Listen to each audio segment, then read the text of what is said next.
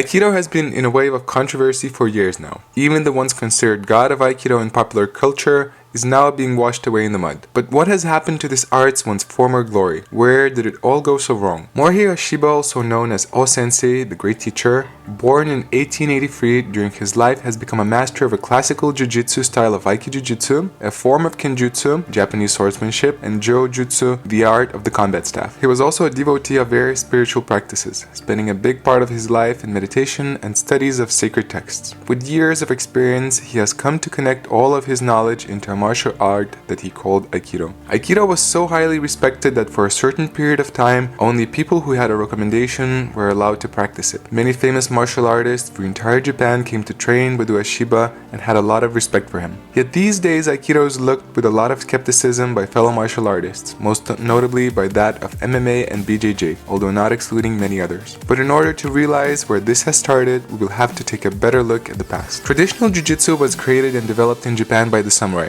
mainly to defend against armored and potentially armed opponents in the battlefield or in other places. Yet after the Meiji Restoration in 1868, which ended the samurai class, completely changed people's relationship to martial arts. Various martial arts, including Jiu-Jitsu, have started to be considered unfashionable and had little interest to people. Also, with the changing times, most of the Jiu-Jitsu masters started to conclude that their art has become impractical and thus stopped their practices entirely. Yet Jigoro Kano, born 1860, being bullied in his childhood, decided to learn Jiu-Jitsu nevertheless. After a long and difficult search for a teacher who would still be willing to teach, he eventually not only came to learn the art himself, but also became a master of it. Yet he did not stop there. With Jiu-Jitsu still being unpopular and not accepted by the general public, Sensei Kano decided to not only change some of the techniques, but also to rediscover its emphases and philosophy which suited more the modern day. Thus, Judo was born, a martial art that was more adapted to the current time.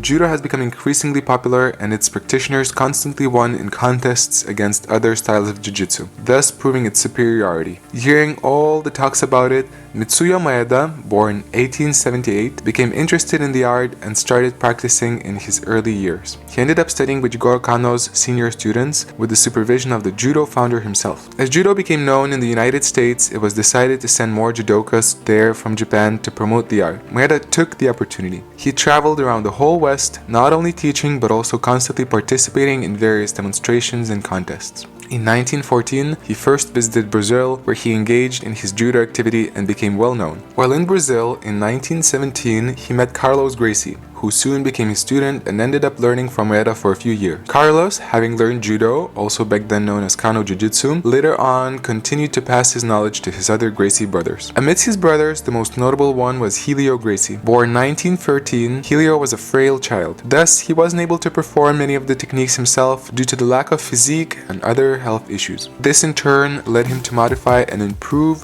what he was taught. Continuing to improve what they have learned, Carlos and Helio's Jiu-Jitsu has become so effective that they decided to start hosting an event which was already popular in Brazil, known as Vale Tudo, a full-contact, unarmed combat event with limited set of rules, where the Gracie brothers would compete against other styles of combat. Here, the Gracies were actually able to defeat most of the opponents. When the Gracies went to the United States to further promote their style, they started referring to their style as the Gracie or Brazilian Jiu-Jitsu to differentiate from other names. They kept constantly improving their style and proving its effectiveness against various fighters, which also supported their technical growth. Thus, the roots were born of such a well-known martial art these days, which we often simply call now by the abbreviation of BJJ. With tournaments of various martial arts becoming increasingly popular, various martial arts had started to be blended together. Brazilian Jiu-Jitsu had also a big influence in this mix, since in 1993, the first Ultimate Fighting Championship, also known as UFC, was hosted, where Royce Gracie, the son and student of Helio Gracie,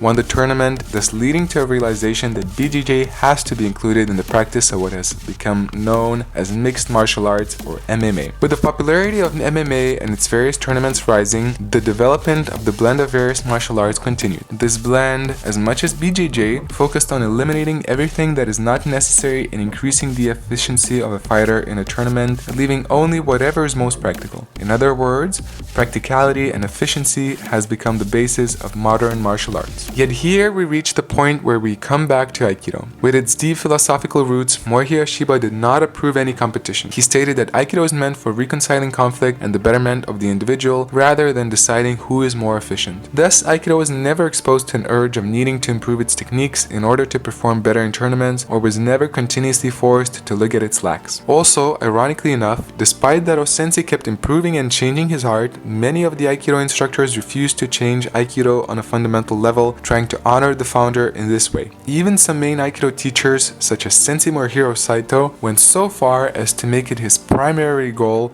to preserve the art exactly as it is. While this corresponds to the cultural values of Japan to preserve and honor the past, this phenomena has been transmitted to the West as well, with many instructors refusing to make any substantial changes to the art, thus leaving Aikido with the same form, techniques, and presentation with only minor changes. Not having any exposure to competition and being preserved by its instructors, Aikido has become static, while BJJ and MMA has continued to constantly improve, thus eventually starting to give controversy to the Aikido art as to if it has any practical use at all. There had been some attempts to make Aikido more efficient, for example such as the so-called real Aikido created by a Serbian man named Ljubomir Vračarevic. Real Aikido is based on Aikido techniques with the attempt to modify them in a more efficient and practical way. Yet while it maintains a similar external shell to Aikido that was founded by Ueshiba, it does not touch upon the original philosophy or spirit that the founder felt are absolutely necessary in this art, which brings us to the second wall that Aikido is facing. Many of Aikido instructors, including the top students of Ueshiba, were so focused on the technical side of Aikido that most of them neglected the spiritual side almost entirely, which again brings us to the ironical fact. For Ueshiba, the spirituality and Aikido were inseparable. He even went so far as to saying that these techniques are only for health. What Aikido is about is spiritual. Yet even these days, so many instructors are focused on trying to prove Aikido's liability as a martial art, or try to preserve it so much that the spiritual side of it becomes left out. While even senior instructors and many Aikidokas are facing this conflict, not being clear on what Aikido is or where it should go, the art is left with so much controversy and space for criticism. Yet what if we would change this? Sensei Morihei Ueshiba saw Aikido as a tool to reconcile the world and to help individuals improve not only their physique, but most importantly their character.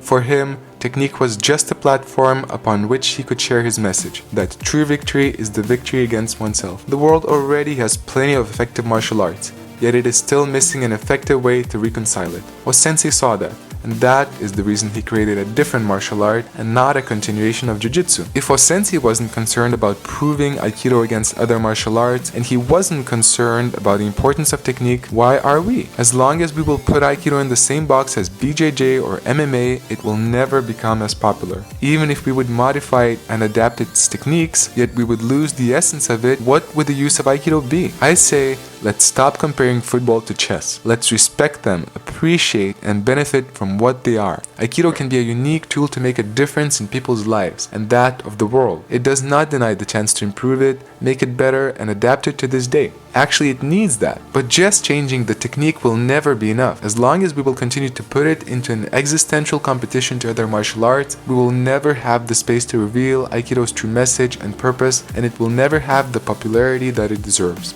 I say, let's stop fighting against other martial arts, trying to prove something against them. Let's stop trying to preserve the external shell of Aikido. Let's stop wasting time and start rediscovering and presenting Aikido for what it is. A practice meant to help each individual become better and to reconcile the world. How to do this? We'll have to rediscover again together. But we start with asking this question, and not trying to prove something or trying to win against others.